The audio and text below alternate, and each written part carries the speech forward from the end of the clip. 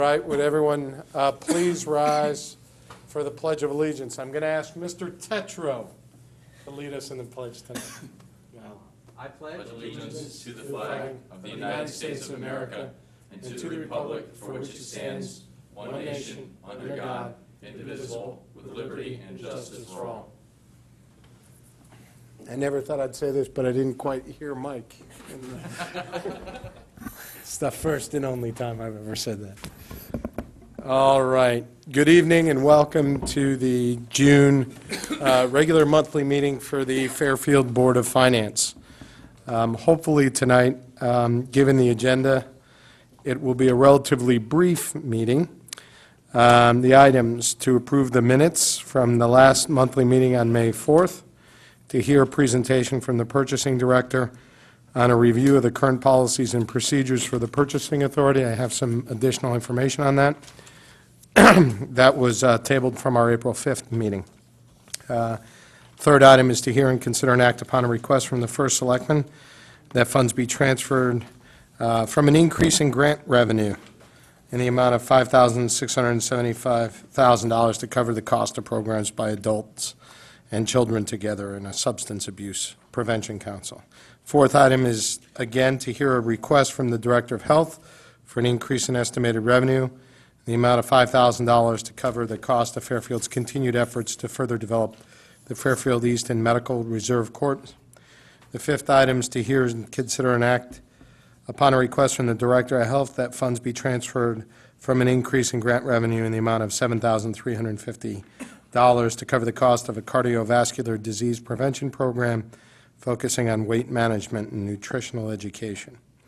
Sixth item is to hear and consider and act upon a request from the Director of Health for a transfer in the increase in grant revenue in the amount of $55,655 to cover the cost of Fairfield's continued planning for bioterrorism. Seventh item, to hear, consider, and act upon a request from the Board of Education to fund a multi-year roof warranty program for school roofs and to consider a special bond appropriation. I have some additional information on that as well. Item number 8, to hear, consider, and act upon and approve a request from the Chief Fiscal Officer for a transfer of funds in the amount of $39,000 from the contingency fund and the undesignated surplus of the Water Pollution Control Authority to cover costs associated with collective bargaining agreement reached with the United Public Servers Employee Unit number 222. Number 9, to hear, consider, and adopt a bond resolution entitled Resolution Authorizing Appropriation of $35 million to refund certain of the town's outstanding bonds and authorizing issuance of the refunding bonds to finance such appropriation. Item 10, to discuss a change of advisors for the town pension plans. That's really a notification of something that's happened with one of our vendors. And then any other communications. Before we start going through the agenda tonight, Mr. Cleary is here with us this evening to discuss some of these basically standard annual transfers that we do for some of the grant programs. Sadly, Mr. Cleary's brother, Mr. Gene Cleary, unexpectedly passed away about 10 days ago. So first of all, we want to send our condolences to you and your family and his immediate family. And second of all, we'd like to hold a moment of silence, if you would.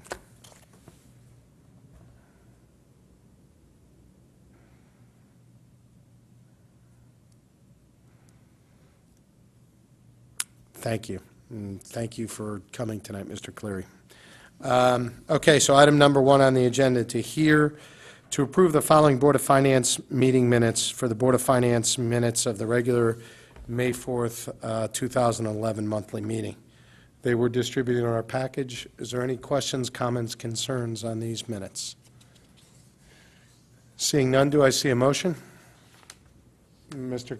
DeWitt, do I have a second? Mr. Bolito, all in favor of accepting these minutes?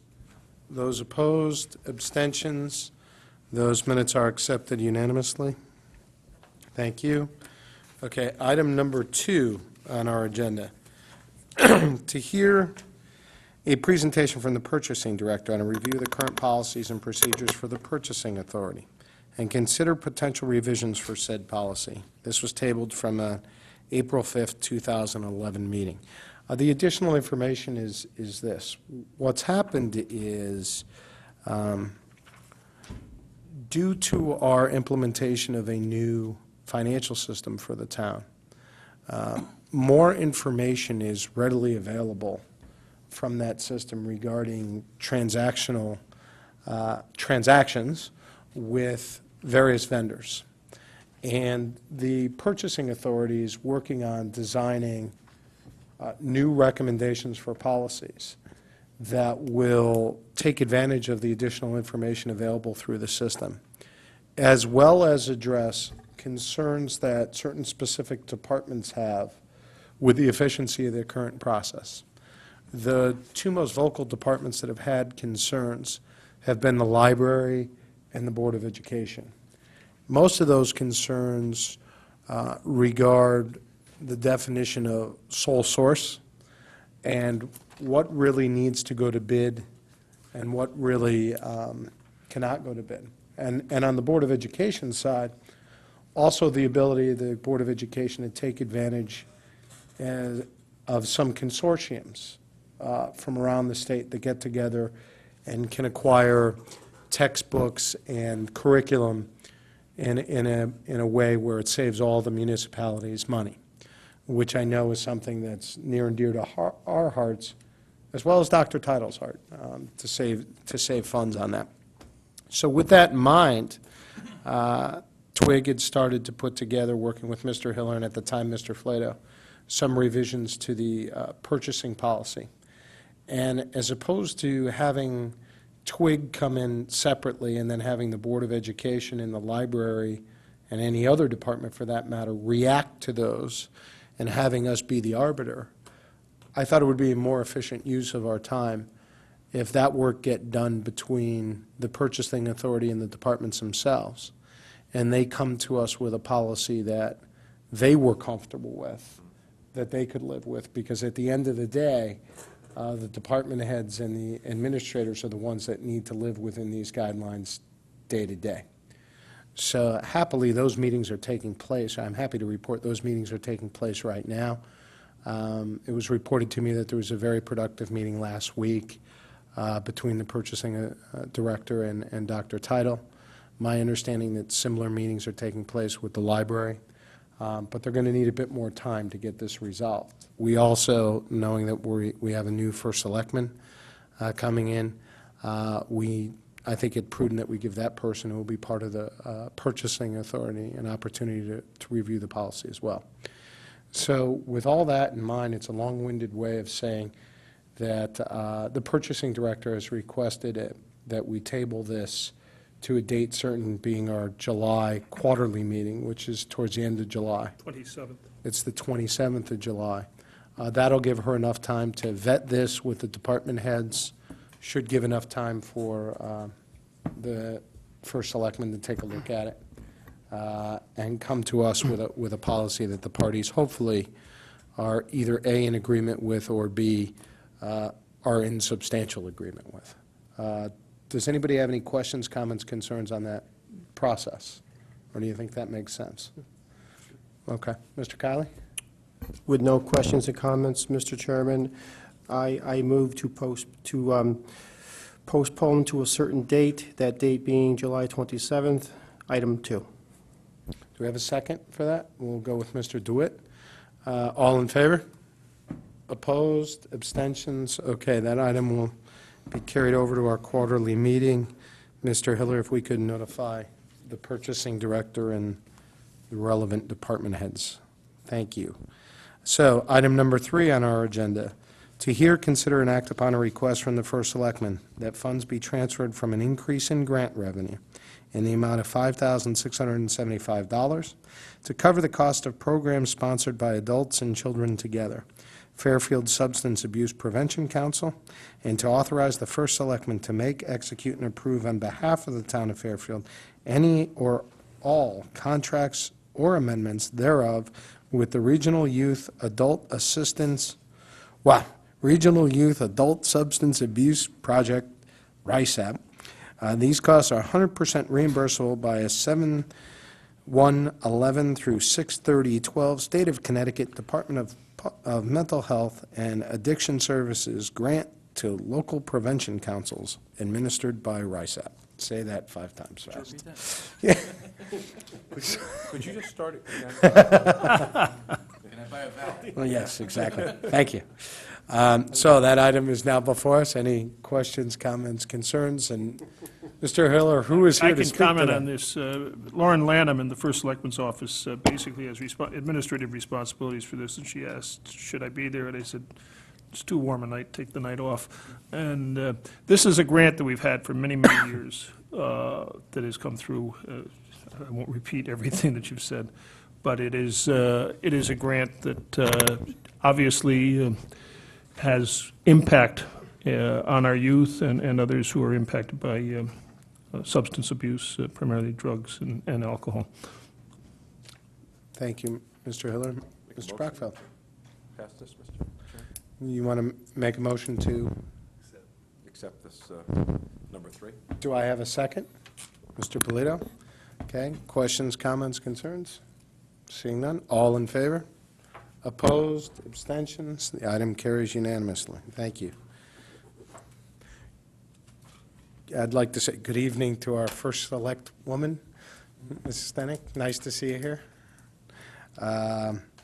Item number 4, to hear, consider, and act upon a request from the Director of Health that an increase in estimated revenue for federal grants in the amount of $5,000 be made to cover the cost of Fairfield's continued efforts to further develop the Fairfield Easton Medical Reserve Corps and to promote the integration of the MRC unit into the local public health and emergency response system, and to authorize the first selectman to make, execute, and approve on behalf of the town of Fairfield any and all contracts or amendments thereof with the National Association of County and City Health Officials to conduct activities described in the NACU MRC Capacity Building Award with an anticipated contract period of September 15, 2011 through September 15, 2012.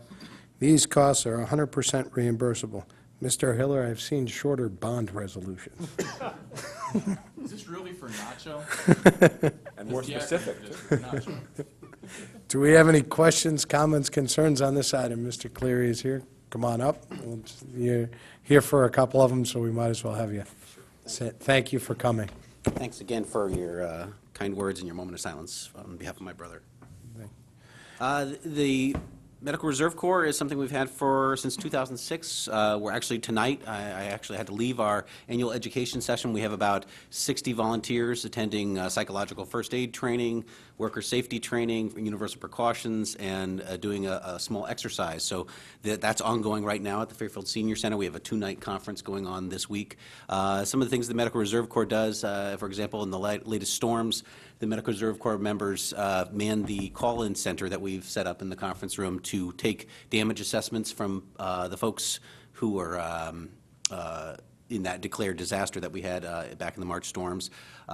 Recently, last Tuesday, we had a call-down drill, a federal drill that we participated in, where Fairfield had the most robust response of all 14 towns in the Region 1 of the state that participated, with 126 of our members indicating within an hour and 45 minutes, responding to a call. Many of you, I believe some of you got the call, responding to a call saying they'll be available to serve at 4 o'clock that same day.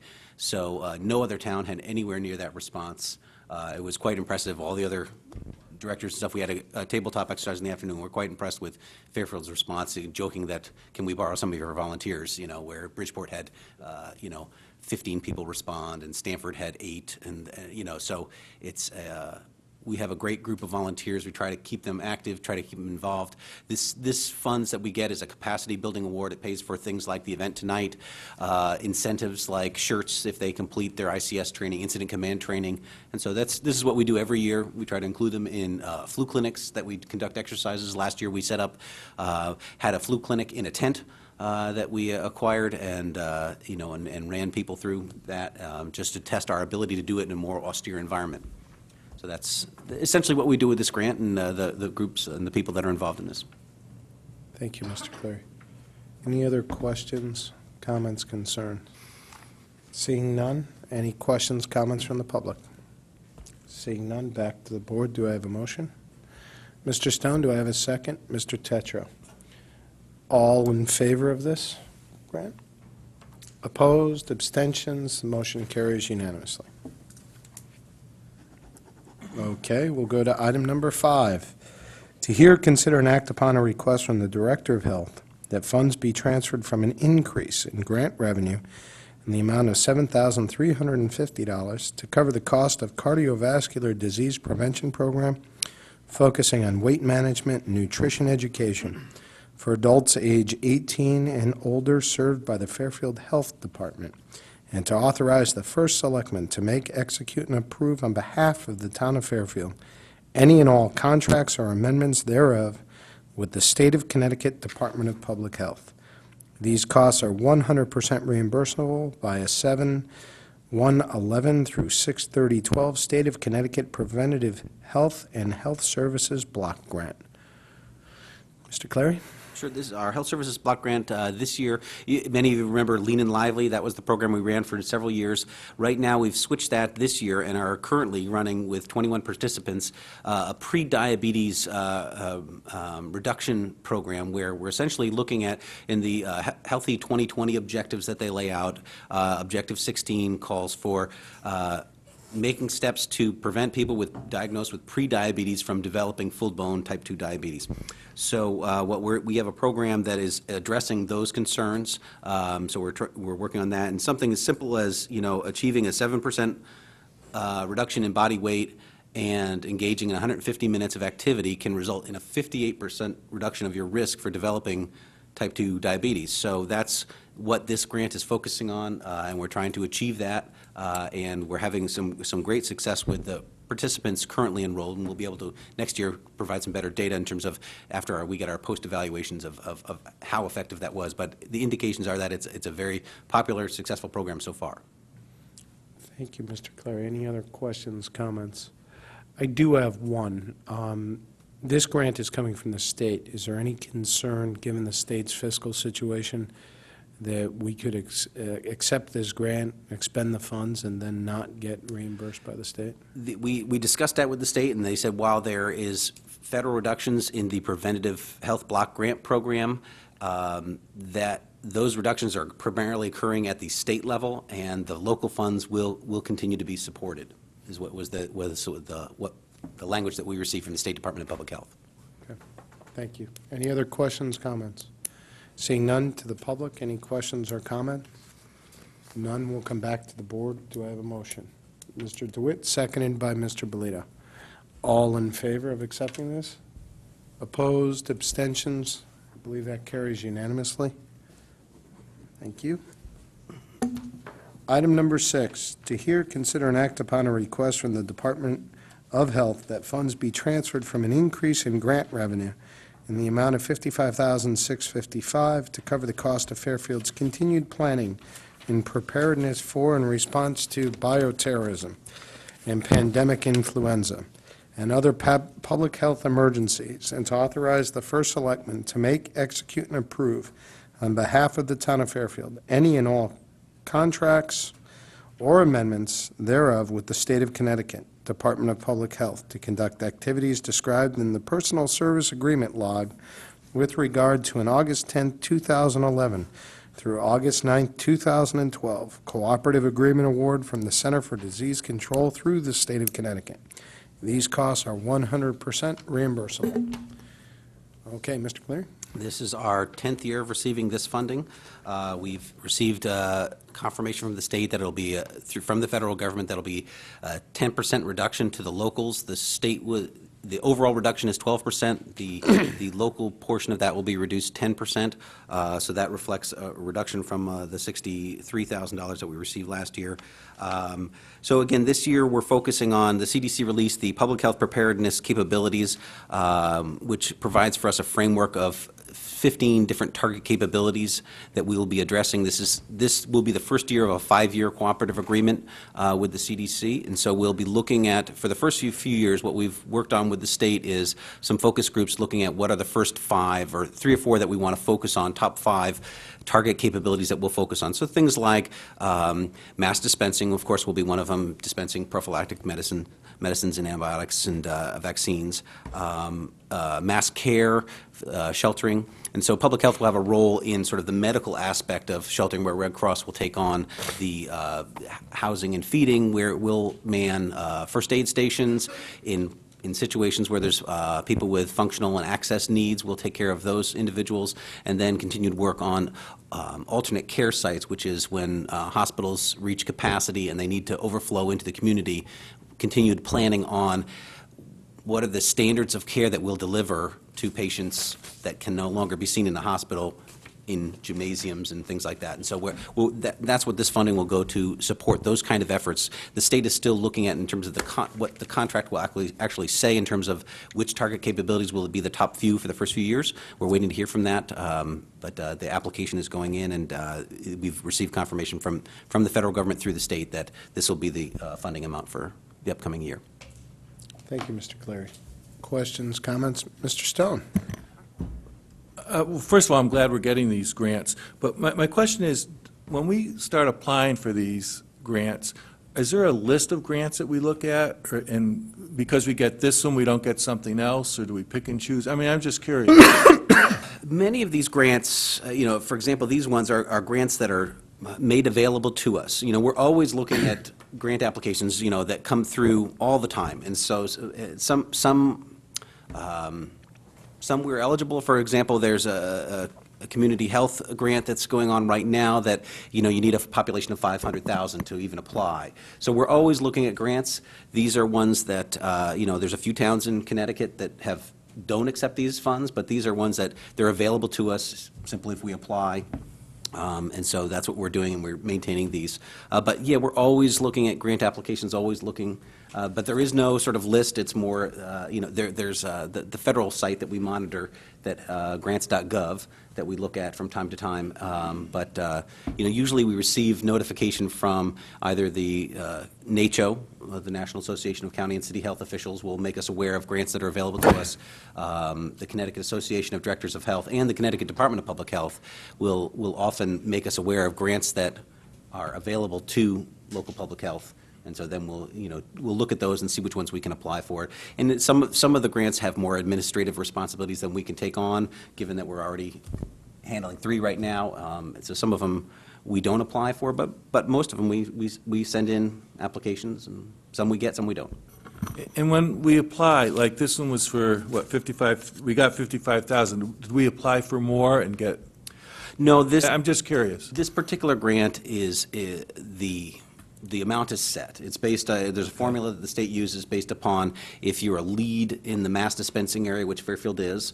We're the dispensing area, which includes Fairfield and Easton, so we get a little bit more funding than, for example, other towns that are part of a mass dispensing area. They'll receive a sort of a lesser amount, and then it's based on per capita. Okay. Thank you. Any other questions, comments from board members? Seeing none, we'll go to the public. Seeing none from the public, back to the board. Do I have a motion? Mr. Brockfeld, seconded by Mr. Tetra. All in favor of this item? Those opposed? Abstentions? This item is done. Okay. Item number 7. To hear, consider, and act upon a request from the Board of Education to fund a multi-year roof warranty program for school roofs, and to consider a special bond appropriation for such program. As I indicated at the beginning of the meeting, as well as other communications, I have some additional information on this item.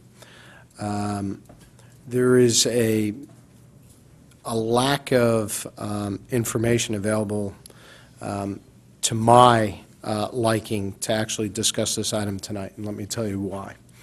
Number one, the Board of Selectmen took this item up a couple of months back, and they actually referred it to the Town Facilities Commission and asked that the Town Facilities Commission prepare a written report. That report is not yet prepared, so we do not have that document to review. In addition, it is a bit unclear to me as to whether that report should go to both us and the Board of Selectmen, and the Board of Selectmen should take action on this item before we do, or whether the Board of Selectmen actually passed this item and wanted it to come to us. Ms. Stennick's here and maybe can speak to that. In addition, the bond resolution is not yet drafted or was not sent with our package.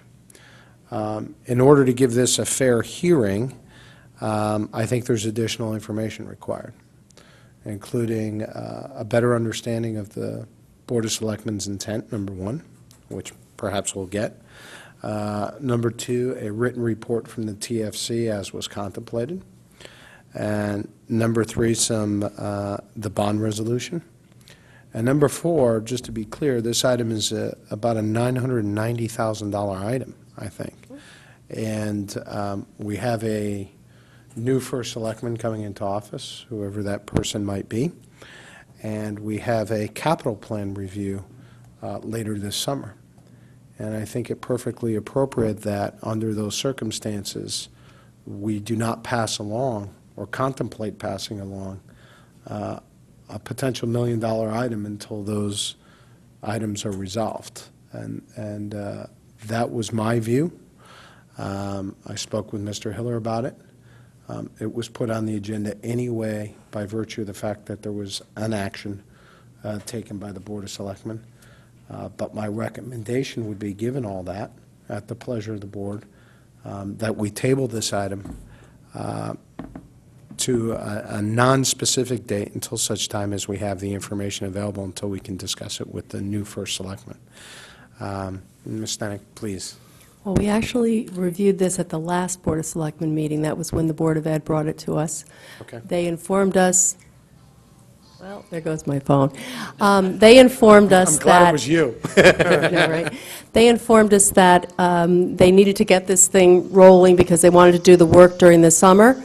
And so they asked if, we would consider it. They didn't have, well, they had a lot of material that they hadn't given to us prior. So we suggested that it go to the TFC so that they could review it before going to you, so that it wouldn't lose time, which was a concern on their part, but you'd be able to get some valid opinion as to whether or not this was worthwhile to do. There was a lot of roof repair in that $990,000 or $900-something thousand.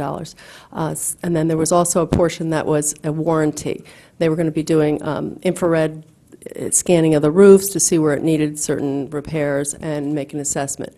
So I thought that we didn't ever ask for a written report. We asked that they review it and just let us know what they thought. But in any case, it was to get it to you on time and make everybody happy there. And then we also discussed at the RTM meeting following that we thought there should be a more streamlined process to get the TFC involved. We didn't want this kicking at the last minute, kicking something to them and having to send it over. So we were actually working on that with some members. Thank you. My understanding, Mr. Hiller, you had indicated to me that there was supposed to be a written report, and I think Mr. Kelly had indicated Yeah, to me. the minutes of the Board of Selectmen meeting indicate that. Mr. Kelly is prepared to do that, but obviously he wants to submit that back to his commission. Yep. For their review, because I know there's, not various, but there's several people on that commission who have specific expertise in these matters. Mr. Bricks, who's a former member of this board, is one, for example, and a few others, according to Mr. Kelly. Yeah. That was my understanding based on my discussions with Yeah. him as well, and based on your counsel about the minutes of the Board of Selectmen. We didn't meeting. have the minutes back yet, so I don't know how you saw that in the minutes, but It's it's a draft that we had, so. Yeah. But in any case, Okay. I made the motion and I didn't request that it be in writing, but it doesn't bother me that it's in writing, however, Okay. whatever method they wanted to get it to, as long as they got it to you. Thank you very much. Any other questions, comments, concerns from the board? Does anybody have an opinion they would like to share? Mr. DeWitt? Thank you, Mr. Chairman. No, I agree with you after reading through the package. I just had one question maybe for the First Selectman. What was the, because I've heard you say, and I've heard one other person say that this is a time phase thing, so everybody's worried about getting this done. Was this this was nothing to be done this summer, obviously, but next summer? They weren't specific as to when they'd be doing the work, but it was a big rush. So I figured if we say Yeah. yes and we send it to TFC to give a result, then you guys can make a decision on it at that time, and it wouldn't lose time in the process. Okay. That's kind of what I thought, because without having seen, that's why I was just checking through, thank you, Mr. Polito, for letting me borrowing his paperwork. I didn't remember seeing a time frame. Right. So I didn't understand the urgency, because we're out of summer now, we'll never get this thing done by this summer, you know, Well, so. Yeah, and I should be clear, and I don't want to speak for him, he's not here, but Dr. Title and I did exchange emails regarding this topic. He wrote me and said he noted that it was on our agenda, and I had indicated that, you know, I was having concerns about it being there, and he said, you know, if we pushed it, he understood.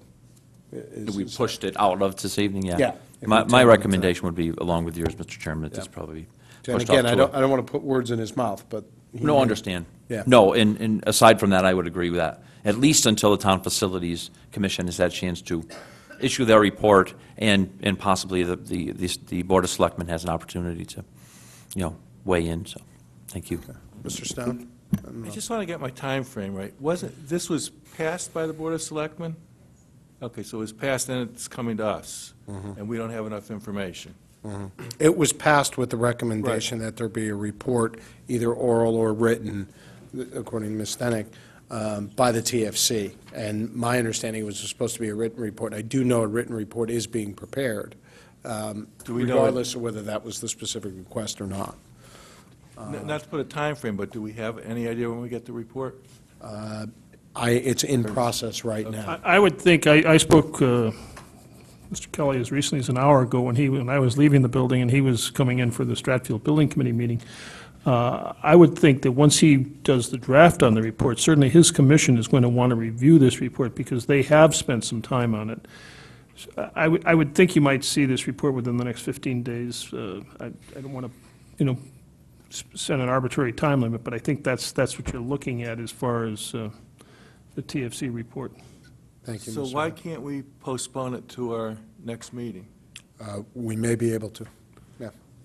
I did not have the information that Mr. Hiller just gave us about when the report. I think, if I could just add this, I think one of the things, and I have not talked to Dr. Title on this, I did talk to Mr. Morabito earlier this morning. One of the issues, frankly, even if you voted on it tonight, and clearly that's not going to happen, the opportunity to get this done this summer was remote at best, because when you consider that this goes to the RTM, there's obviously a rescission period because it's an amount that exceeds $150,000. We've got to bid it then, and you can't do roof work on occupied school buildings. I mean, their opportunity to get this done passed us about 60 days ago. Yeah. Any other questions? I had Mr. Tetro was up next. Yeah, Mr. Tetro. Mr. Chair, I agree with your points on the packet, and specifically without the bond resolution here, it's a little difficult to pass a bond resolution. My other question is, based on your discussions earlier, is that why nobody from the Board of Ed is here to represent this or to present this to us? It is. Dr. Title had indicated that he had a conflict tonight, and he would send Mr. Morabito if that made sense. He didn't want his inability to attend to be in any way seen as a lack of support for the project. They fully support the project, but that is why they're not here this evening. And I could add to that, in my conversation with both Mr. Flynn this morning and Mr. Morabito this morning, I told him not necessary for him to come, and I spoke also late this afternoon to Mrs. McLean on the same matter, so. Mr. Tetro, any other comments? No. Anybody else? Mr. DeWitt? Just a quick one. Mr. Tetro covered one of my points. I'm a little curious why we didn't hear about this during budget season. And because clearly this is, listen, one of these is North Stratfield School, and they've been talking about it in North Stratfield School for the last 6 months. It's been buzz around PTA and like that. But why wouldn't this have been a capital project that would have been included in the Board of Education budget? I'm curious. I cannot answer that question. I mean, it would seem that that would be more of appropriate time for it. I mean, I So- would agree. I think that's from what, in my conversations, several conversations with Mr. Kelly, that's also one of the questions from the TFC. yeah. I But- agree. And But it certainly- kudos to the Board of Selectmen for pushing this to TFC, because clearly they've been shown to be the right, you know, And Mr. the judge. DeWitt, further, certainly to the fact that this is $1 million, and it's part of our capital plan. Sure. Big deal. It's also in the item being labeled a warranty, Right, has a certain connotation that I'm not right. completely sure of as well. Mr. Kiley, I thought you had your hand up. I did, thank you, Mr. Chairman. Mr. Chairman, you had mentioned before that you thought this was a $990,000 item? That's what I recall. Am I misremembering, Mr. I Heller? think it's nine. This, I might be, 950? I just might be missing something, because the schedule says 901. Is there an add-on that's not evident to me, or am I just, I think you're correct, Mr. Okay, then so it's then my 901? apologies. Okay. I just didn't know if Thanks I for was... pointing out my faulty memory there, Mr. But again, I think when you I see the greatly report, appreciate I that. don't want to presume. It was more likely that I was missing something than you were wrong, to be honest with you. But in any event, I certainly agree with the comments around the table about holding off on this and not taking action. I think when you see the report from the TFC, they're going to pull that apart some. And as I think the chair alluded to call this a warranty program for $900,000 is a little bit of a little bit Misnomer. misleading. Yeah, It's a absolutely. misnomer from that standpoint, It's just in construction. and of itself. Yeah. It's, the biggest chunk of money is a maintenance program. Yeah. Okay, any other questions? Mr. Stone? And thank you for catching that, Mr. Kiley. If we're going to get the report in 15 days, you think? I would anticipate so. I would think, yeah. I'd like to make a motion that we postpone it till a date certain being our next meeting. Which, Mr. Hiller, do you have the specific date? 27th. It is the 27th, our quarterly Because meeting is the We do next not meeting. have a regular, That's what I thought. regular first Tuesday of July meeting. So do we have a second for that motion? Mr. Tetro seconded it. Any questions, comments from the public on this item? Seeing none, all in favor of tabling this till July 27th? Opposed, abstentions, this will be on our July 27th agenda. That's going to be a Mr. Chair, pretty hefty meeting. Yes, Mr. just as a follow-on, you had several points as part of your opening remarks on this topic. Is there some way to communicate those to the Board of Ed so those items get addressed? Yes, I will make sure that I do so. I will copy this board on that. Thank you. If I may, Mr. Chairman, if it's possible, when they're putting together the schedule for this document, Paul, could they be just a little clearer on what is actual construction and what is actual warranty and what is actually maintenance? And I ask for two reasons. Number one, so I'll clearly understand it. But secondly, should there be a considerable amount of this that's either warranty or maintenance, it might not qualify for bonding under our recently passed bonding resolution policy. That is exactly. And I think on your second point, obviously, the TFC is not going to address that. But I think on your first point, again, my several conversations over the last 5 or 6 days with Mr. Kelly on this matter, I think that their report is going to touch on that. And, Okay. I don't want to prejudge what they're going to say, but they're going to Right. split the baby here. Yeah, it's just not clear. Yeah, Thank you. Mr. Kiley, you're exactly right. Thank you. That was thank you. All right. Item number 8, to hear, consider, and approve a request from the fiscal officer for a transfer of funds in the amount of $39,084 from the contingency account and undesignated surplus of the Water Pollution Control Authority to cover the costs associated with the collective bargaining agreement between the town of Fairfield and the United Public Service Employees, Unit 222, for the contract term July 1st, 2010 through June 30th, 2011, and that $2,075 be taken from the WPCA surplus account and $37,009 be taken from the contingency account for funding for the town side. Mr. Hiller. Thank you, Mr. Chairman. First off, I'd like to make one minor correction. I was mistaken when I interpreted the sheets that were put together by the Human Resources Department and our Budget Office. And the original figure in the second line of this resolution for the 39,084 should be the amount from contingency, because that is, I thought it was the gross amount of the contract. The gross amount of the contract is obviously the $39,084 plus the $2,075 from the WPCA. And so when you act on this, I would like to ask that a friendly amendment be made that in the second to last line, that 37,009 be changed to 39,084. I apologize for my error on that. And what's the new total then, Paul, is, I can do the math? The total on that would be $41,159. 41,159. Can someone make that amendment now, please? Mr. Polito? Mr. Chairman, I would move to amend item number 8 to read, to hear, consider, and approve a request from the fiscal officer for a transfer of funds in the amount of $41,159 from the contingency account, et cetera, and then that the third number, which now reads 37,009, be amended to read 39,084. Do I have a second to that motion? Mr. DeWitt? All in favor? Opposed? Abstentions? That motion carries, so the item as amended is now before us. Questions, comments, concerns from board members? Mr. Brown, and then I'll go to Mr. DeWitt. Okay, thank you, Mr. Chairman. Just a question, is this money for lawyer fees? I'm sorry?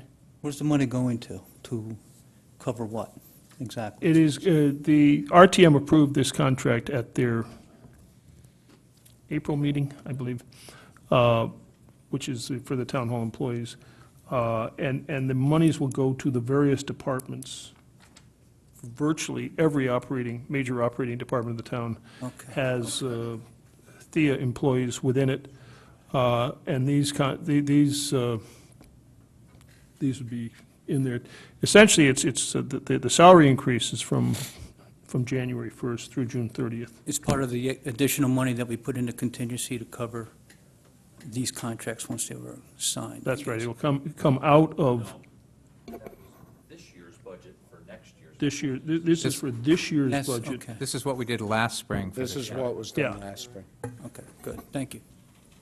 Any other I questions? should add this, the contingency budget has slightly over $493,000 remaining in it. We'll have in excess of, obviously, if this were to pass this body and the RTM have in excess of $450,000 remaining in it. And, Mr. Hiller, in essence, this is cleaning up the accounting for the salary increase that's already been approved by the other town bodies That's correct. for this fiscal year. That's correct. Any other questions, comments, concerns from board members? Seeing none, I'll go to the public. Any questions, comments from the public? None. Back to the board. Do I have a motion? Mr. DeWitt, do I have a second? Mr. Brown, the item is now before us to hear, consider, and approve request from the Chief Fiscal Officer for a transfer of funds in the amount of $41,159 from the contingency account and undesignated surplus of the Water Pollution Control Authority to cover the costs associated with the collective bargaining agreement between the Town of Fairfield and the United Public Service Employees, Unit 222, for the contract term July 1st, 2010 through June 30th, 2011, and that $2,075 be taken from the WPCA surplus account and $39,084 be taken from the contingency account for funding for the town side. All in favor? Opposed? Abstentions? There are none. That motion carries unanimously. We're just an agreeable bunch tonight. All right. Change that soon. Yes. Now the big numbers are coming. Yeah, right. Yeah. Motion to postpone number 9. Not to July All right. 27th. To hear, consider, and adopt a bond resolution entitled Resolution Authorizing Appropriation of $35 million to refund certain of the town's outstanding bonds and authorizing the issuance of refunding bonds to finance such appropriation, consisting of 3 pages, a copy of which is attached hereto. All right, let's, in English, this is what this is, and Mr. Hiller, help me out where I go awry.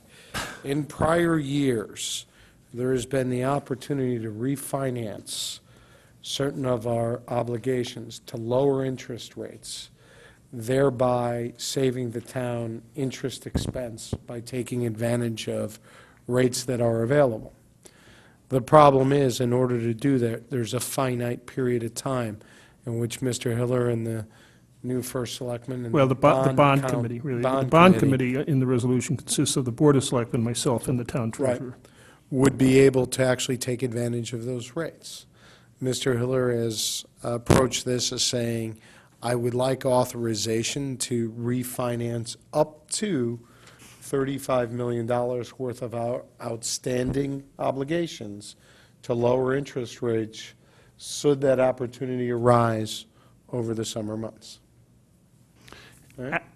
If I could follow up on that, we have been receiving, frankly, over the last 30 days, obviously, interest rates are low and have stayed lower longer than I think anyone anticipated. We have been receiving, I have been receiving, and our financial advisor, who's been before this board, Matt Spurndl, has been receiving suggested scenarios from 3 reputable underwriters, and we've done business with all 3 in the past. I will read you, and I could have copied, but in following up on Mr. Kiley's request of last month, these things change daily. They change hourly. I'll just read you the email which I received yesterday from a fellow at Morgan Keegan in New York City. Dear Paul and Matt, hopefully you've both had a wonderful weekend. Given the recent market move, we wanted to provide you with a quick refunding update. In the current market, the town can refund $14.8 million in bonds to realize present value savings of $371,000, or 2.5% of refunded bonds, with total cash flow savings of $440,000, or $400,000 of upfront cash flow savings in fiscal year 12. We have assumed an escrow funded using agency securities, given that there are only $5.1 million in bonds which mature after the standard 10-year call date. We have assumed a non-callable scenario. We continue to monitor the markets and provide you with updates. In the meantime, please let us know how else we can be helpful. I've received similar emails from 2 other, as I say, reputable bond houses. The number 35 million is a lot more than we're probably looking at. As you say, this particular scenario, which has 22 pages of backup to it, only contemplates 14.8 million. The timing on this, we have no authorizations for this in place. The last time we did a refunding was in the summer of 2009. We, prior to that, did a refunding also in January of '08, and so we've been able to take advantage of markets as they continue. Frankly, if rates stay down for, say, the next 60 days, we may be able to exceed these numbers that are predicted here. You mean exceed the savings? Exceed the savings, right. But Paul, they said the obviously, it's all, savings- They said the savings in that scenario was about $340,000 or something? well, he shows present value savings of $371,000, cash flow savings of It's bad on numbers. $400,000 in fiscal '12. What would the fees be on that, though? That's net of all fees. That is net. That's net of all fees. So, I mean, and there are fees, for legal counsel, for our financial advisor, printing official statements, et cetera, et cetera. That list goes on, but these numbers that are here are net of any fees. Excuse me. The 2.5%, usually the benchmark on this is that you have to achieve 2% savings as far as what you're looking at. And so we obviously are exceeding that number here. These are beginning to come into play now because of the extended low interest rate cycle that we're in.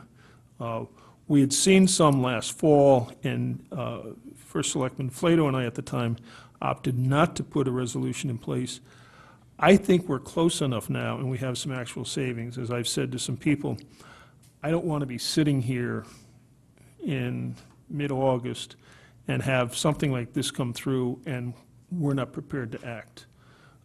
Given that there's a possibility that the RTM may not meet in the month of August, that would preclude us. I should add this.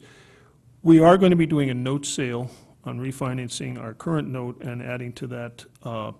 with a due date on that of July 22nd, I believe. There is a IRS regulation that precludes us from doing any other transaction for a 30-day window. There's 15 days before and 15 days after. So in reality, we're looking at a potential sale which wouldn't occur before the week of August 8th. But again, given the calendar of this board, given the calendar of the RTM, this resolution would be good for 1 year after passage by the RTM. I just felt that the prudent thing to do was to have the legal mechanism in place to act. Thank you, Mr. Hiller. Are there questions from board members? We'll go to Mr. Tetro and Mr. Brockville. Mr. Chair, just a couple of points. I believe that the Board of Selectmen modified or amended this so that the resolution before us on item 9 should read up to $35 million, or not to exceed $35 million. Not to exceed. And the first line on the bond resolution should have the appropriate comment there, too, up to $35 million or not to exceed $35 million. And I did clear that language with Mr. Cleary. Given that, do we need an amendment to change the documents in front of us to reflect what the Board of Selectmen amended this to last week? Let's just do that, just I to be clear. think the appropriate thing, Mr. Tetra, would be to amend paragraph 1 of the bond resolution, and bond counsel has reviewed that and signed off on it. So verbally signed off let's on it. do that right now. Mr. Tetro, can you make that motion?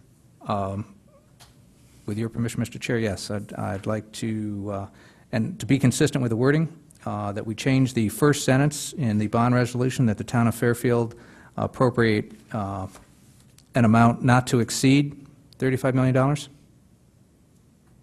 So it's the same as item 2. Okay, do I have a second to that? Let's do Mr. Polito. Questions, comments from board members on that amendment? Questions, comments from the public?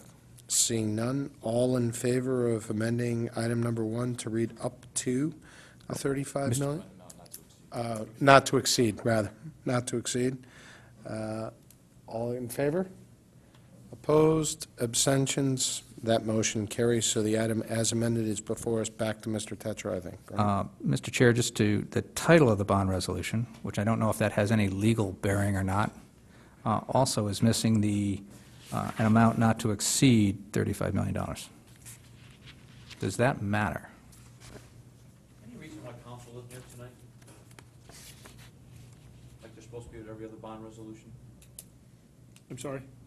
Council? Why isn't our bond counsel here, Mr. Hiller? Or bond council? $800. How about our town attorneys?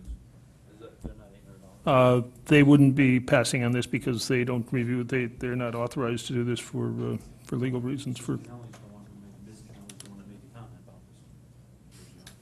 Why don't we, for safety's sake, amend the title of this? And, Okay. Mr. Chair, as long as we're doing that, and we're going to actually, I believe, pass the resolution that's in our agenda, Yep. with your permission, I'd like to make both amendments at the same time, so we don't go Please through do it so. again. Go ahead.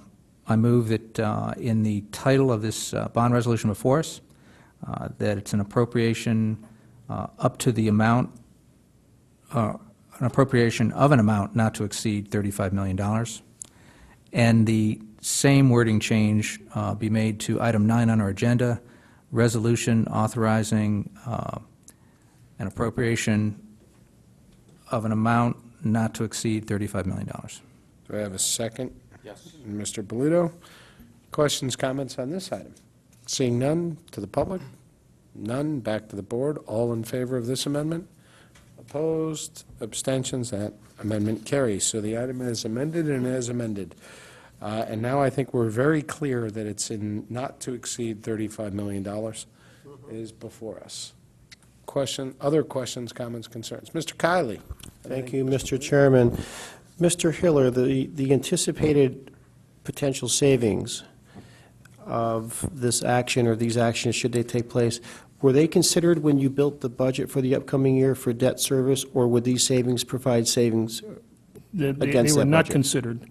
They were not. Because we have to, obviously, the one item that we can't tinker with, I guess, from a budgetary standpoint, is our obligations.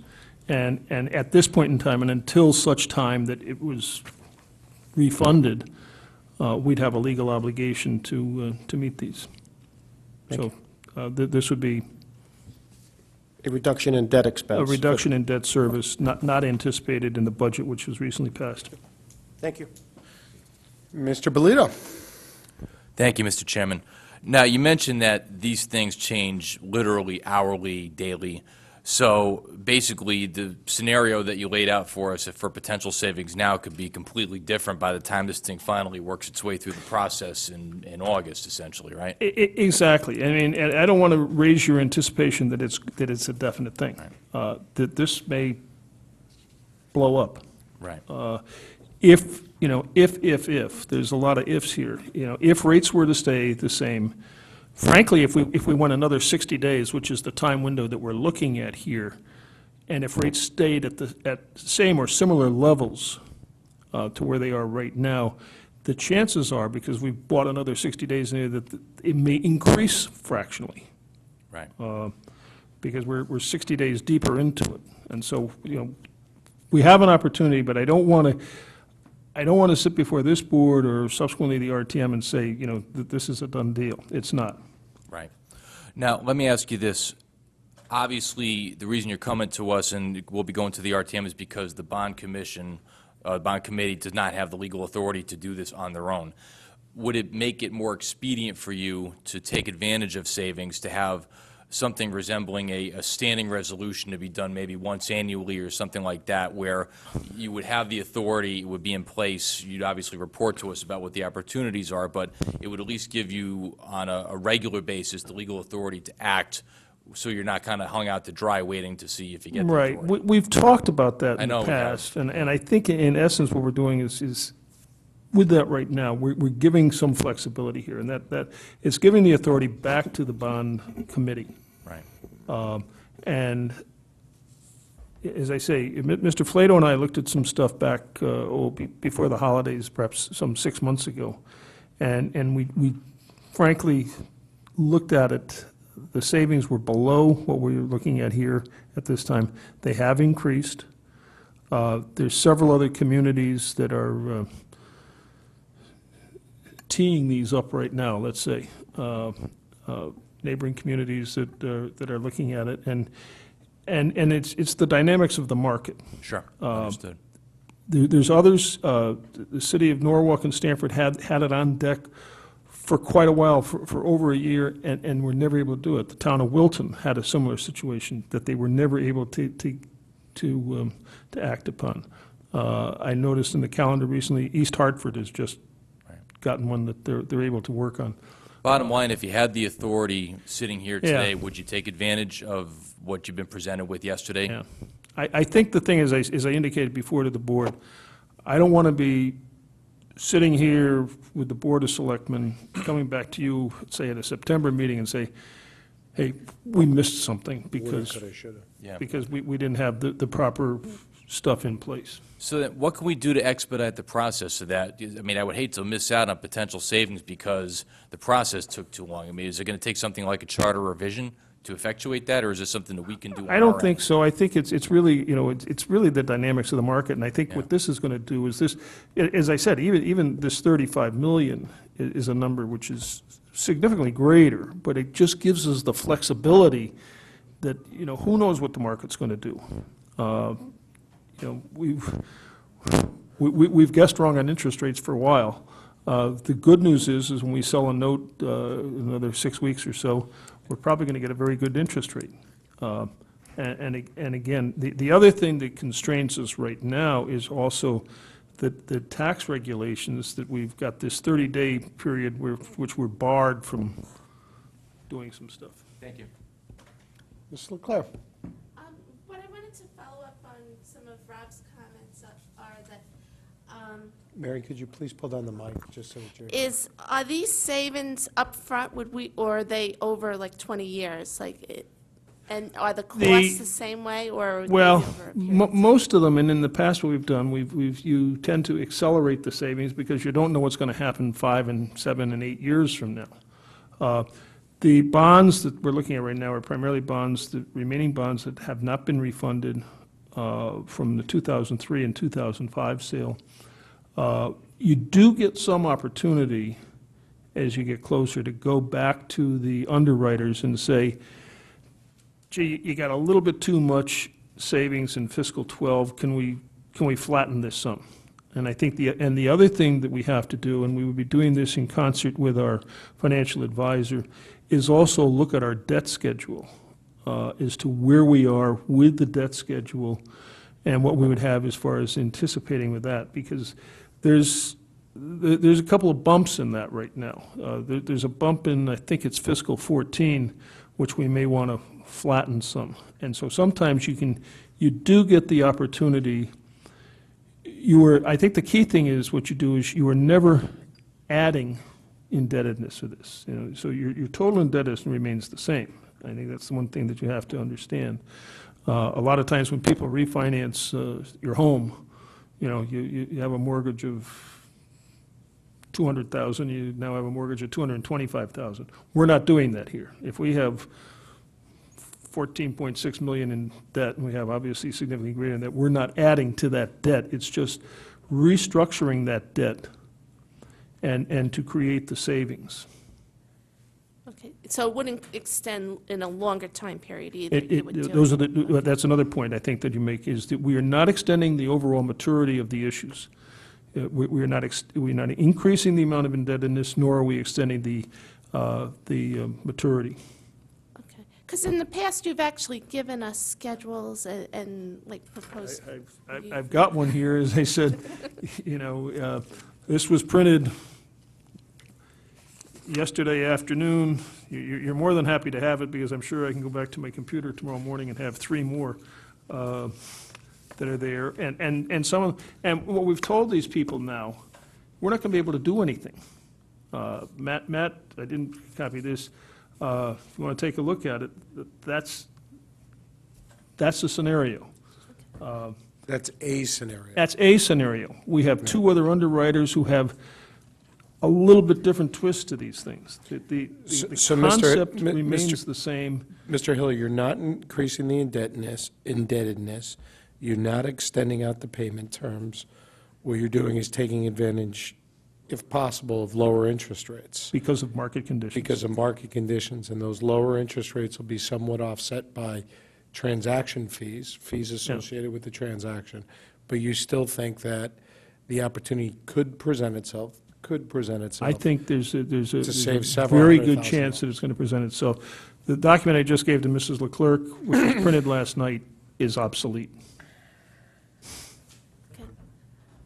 Please, Ms. LaClerc.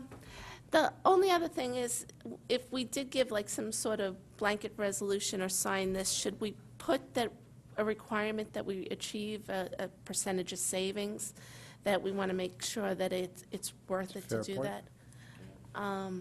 And then I'd feel much more comfortable. And then I had one last thing, is we're not increasing our risk by doing this. The things we use to refund the bonds are just as safe. What you're doing is, what you're buying is normally United States government agency securities, which, are guaranteed by the United States government, which did get a negative outlook from Standard & Poor's, but, that's a Washington problem, not a Fairfield problem. Okay, what about, before I go over here, Mr. Hiller, can you address Mrs. Leclerc's comment regarding? Yeah, I think the one thing that I would comment as far as that, as I mentioned, I think in my comments on this, the target is always that it be at least a 2% savings in this. I do recall an incident when we finally triggered one back in the winter of '08, in which the bond committee, we were ready to go, and the savings that the underwriter, and these are negotiated, because you're not doing this, most of our bond sales are on a competitive basis. This would be, okay, we're going with, this proposal is from Morgan Keegan, we have other proposals from Piper Jaffray, we have other proposals from William Blair. And, we'll say, we're going with this particular underwriting house. They're all highly reputable firms. And the discretion rests with the bond committee. We have, at that moment, had everyone in the room, speakerphone, ready to go, and said, no, we're not taking it. The savings are not there. And we did that on a $48 million savings in the winter of '07, '08. Well, but what is that to Mrs. Leclerc's point? Well, to Mrs. Leclerc's point, I think that bond counsel would perhaps frown on putting minimum numbers in there, as far as putting that, that you're putting contingent things within the bond resolution that, are really left to the discretion of the bond committee and to their best judgment. Mr. Stone, and then Mr. Brockfeld, did you have something? Mr. Stone? Just a comment to actually what Mr. Bolito said. I mean, personally, we're not voting on a blanket resolution tonight, but if we were, I'd sort of be very opposed to it. It's giving a lot of power to one person, and then if there is something like that, then we're not having a discussion like we're having now. So I think I think before we do something like that, we have to think long and hard and really discuss it. I'd agree on that.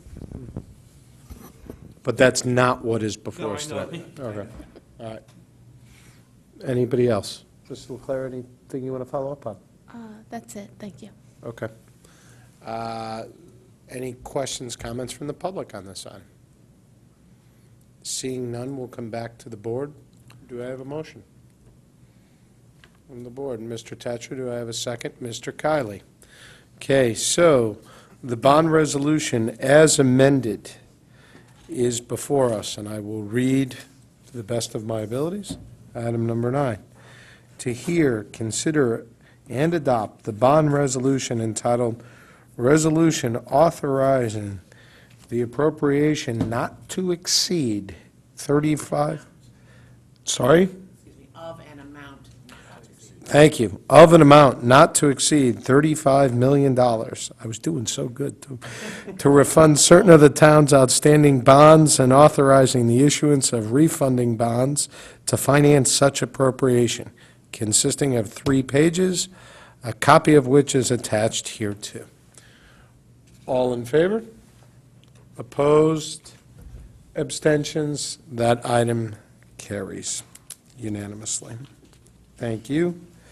Item number 10, to discuss a change of the advisors for the town's pension plan. To put this into perspective, we all received notification from Mr. Hiller that, I believe it's Evaluation Associates, which was a pension plan advisor, investment advisor, that the pension boards had selected a couple of years ago. A little over 2 years ago. Right. Had gone through a transaction where it had sold its firm and sold its book of business for pension plans, correct, Mr. Hiller? Yes, if I could, Mr. Chairman. Please. Milliman, which was the parent company to Evaluation Association, sold Evaluation Association off primarily to Mercer, which is a division of Marsh and McLennan, which does not service public fund clients. There were 10 public fund clients that Evaluation Associates had, ourselves, also the city of Norwalk locally, and they did strike a deal with Callan Associates to, for Callan to be the new owner of that book of business. I distributed to the board the letter which I received late last week, pretty simple, 1.5-page letter from Evaluation Associates. And we were just delivered this tonight, I might add. Yes, So we just, yes. so if we could take a couple of minutes. Mr. Chair, Yes, Mr. just a point of information in terms of where the process, it's my understanding the pension board hasn't reviewed this Yep. board decided on who they're going to go with or if they're going to make a switch. right. I wanted Mr. So I- Hiller to tell The us the that. pension I guess my board question has would be, what scheduled. are we actually reviewing here other than just a news release? Mr. Hiller was just notifying us that this was going on. Yeah. Correct. The pension board, there'll be an agenda distributed, and we can copy the Board of Finance on this. There will be a pension board meeting next Tuesday, the 14th, at 4:30. And we anticipate that representatives from Callan will be in attendance. I will be attending a meeting prior that afternoon at Evaluation's offices in Norwalk with the people from Evaluation who have represented us for over the last 2 years plus, along with the new people from Callan. Clearly, this becomes a decision of the pension boards, the Joint Investment Board, as to where we're going. We have no choice in that we don't have Evaluation Associates any longer. Do we accept the proposal from Callan, or do we go out with an RFP? I think one of the concerns, Well, Mr. Hiller, before you go any further, just, and to Mr. Tetra's point, at this point, this is for information purposes. correct, But Evaluation Associates, that transaction has now closed, is that the case? it will close at the end of this month. So unless they move the funds as of the end of this month, for a practical matter, for a period of time, Callan will be managing the funds until such time as the Well, pension. I would only add Is that this. correct? Callan, Evaluation Associates theoretically, not theoretically, in fact, manages no money for us.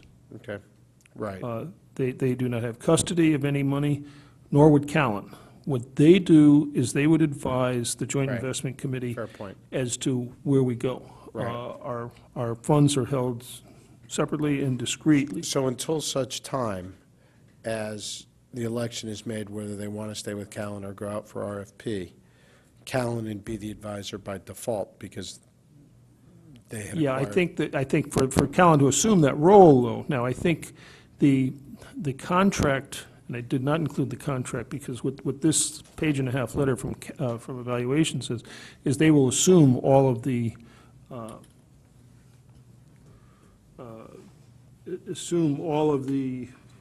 rights of the existing contract with Evaluation Associates.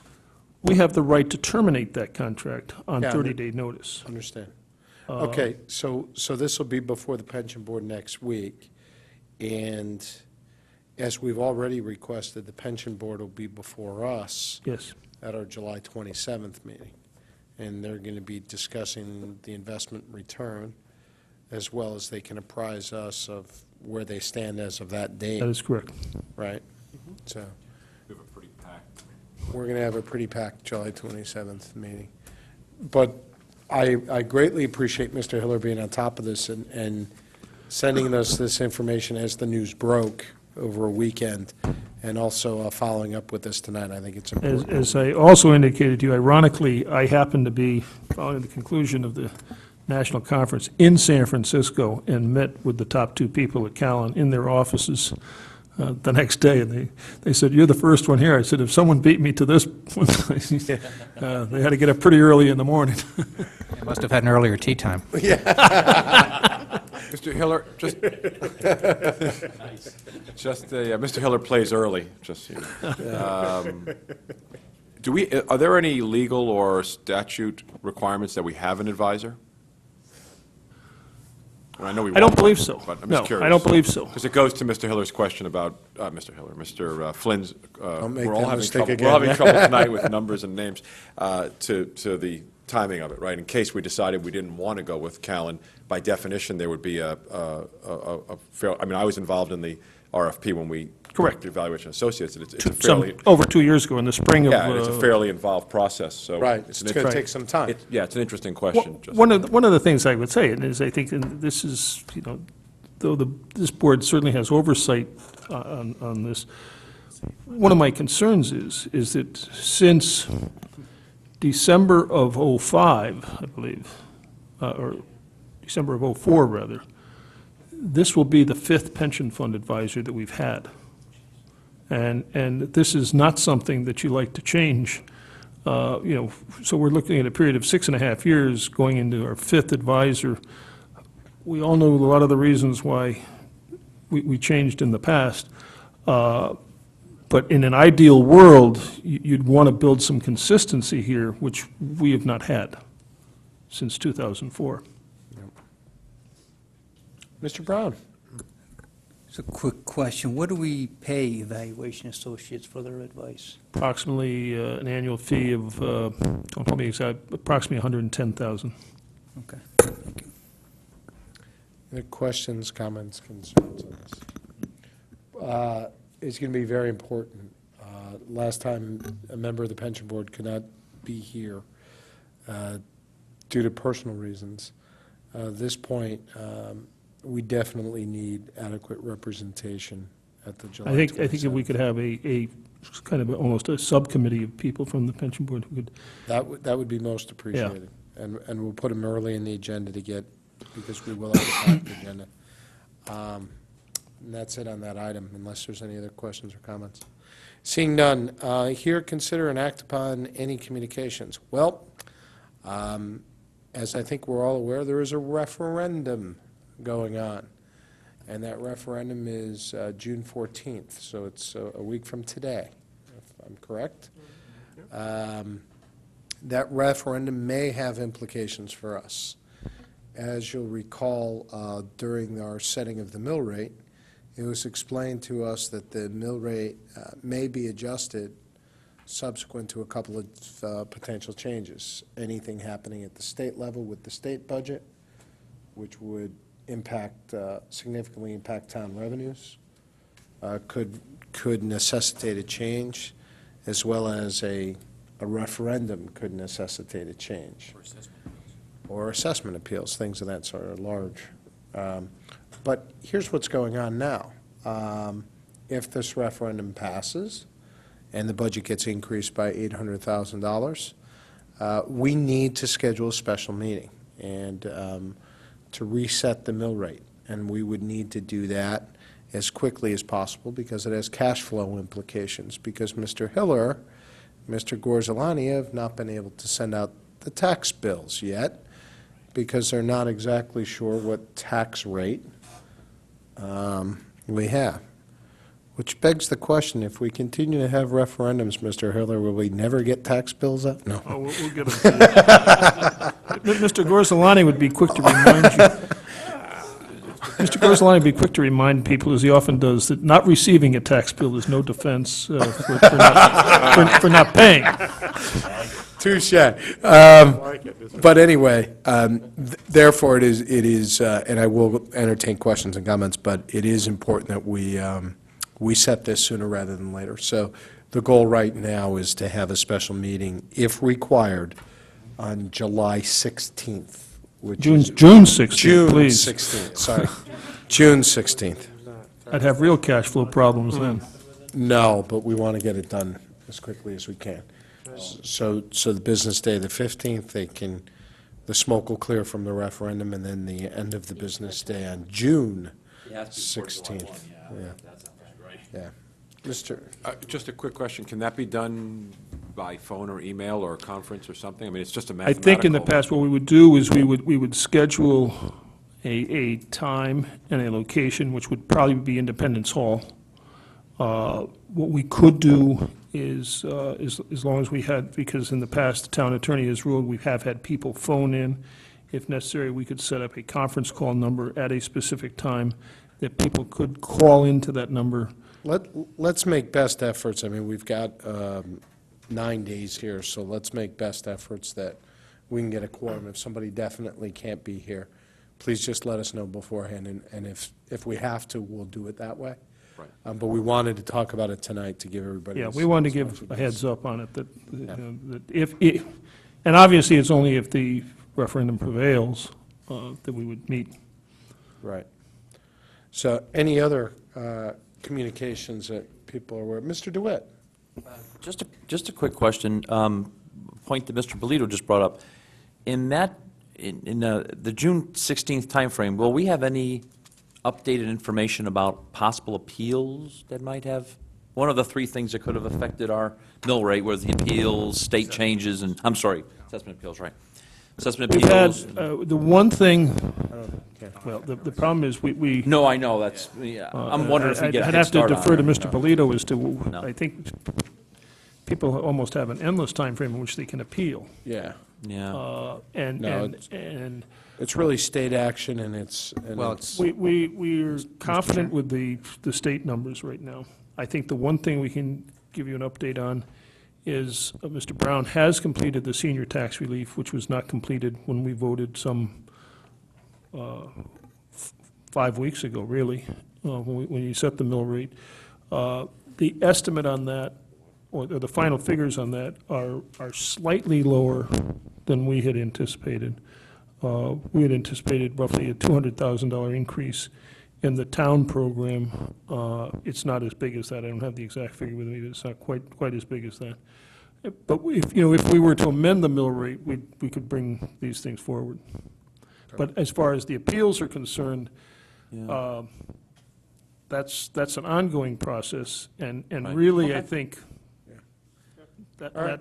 And we that- did- that's a and we year did- from now. And we did increase the mill rate by 0.2% anyway, so there's a possibility it could Yeah. fall into VIG. that was to cover, I think the process is, if something changes at the state level, we would only get a chance to revisit the mill rate if the state passed special legislation to allow us to do that. That's I correct. gotcha. Remember Okay. back when they did the ARA thing, and we took 500 grand Yeah, out? that's correct. Oh, okay, They right, would have right. allowed us that year to reopen the mill rate discussion if we chose. That's correct. On the appeals, if I remember from Mr. Hiller's presentation last time, they're not going to, if the appeals go through, that, we don't get to reopen the mill rate discussion. That's right. No, and I guess my question was, which the answer is no, obviously. If we had to open it up anyway, was there any new news that we settled any big Right, exactly. appeals? But it sounds like the answer is no. And that's how- And that's how I the understood it. the If answer on we had that is better no. I mean, information, we are, Right. And we had to do Yeah, we it. had to open it. Attorney Saxel has been filing appearances, and that's been it. There's been no discovery on this, and, that's going to be a period. I don't think you're going to start to see anything for easily 6 months, if not significantly longer. Does anybody have anything else? All right, seeing none. We did this last meeting where Mr. Tetro had some closing remarks, and he's here again, so welcome back. If press, Popular demand. if press reports are to be believed, it is possible that he'll be moving on. So once again, I want to thank him for his service, wish him the best, let him realize that only Sherry gets this kind of treatment where we pass everything on the agenda,